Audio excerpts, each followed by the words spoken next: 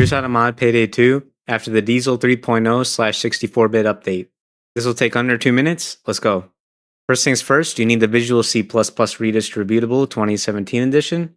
I'll put a link in the description. Download the 2017 to 2026 version, x64, and run the exe. Agree, install, a yes on the pop-up.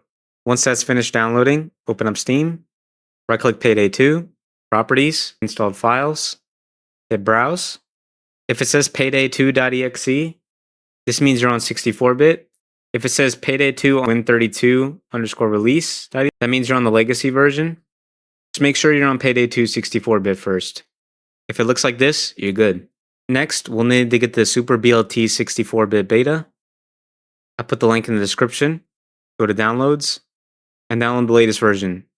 Once it's finished, open it up, File Explorer, then right-click Payday 2 on Steam, Manage, Browse Local Files, and drag wsock32.dll right into the root directory, just like that.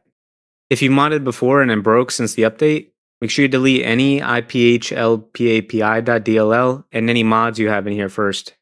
Now that you've done that, launch the game. When you launch the game, it'll say SuperBLT basemod is required to use mods. Just hit OK, and then hit OK again.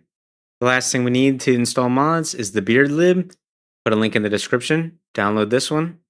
Open it up. Go to your local files again. In your Payday directory, you should now have a mods folder. Open that up and drag the BeardLib folder right in here. It'll look just like that. And now you're good to install mods. Mods with the mod.txt, they go into your Payday 2 mods folder. And if you have any loose asset mods, they go into assets, mod overrides.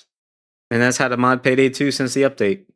If this helped, consider subscribing and liking the video.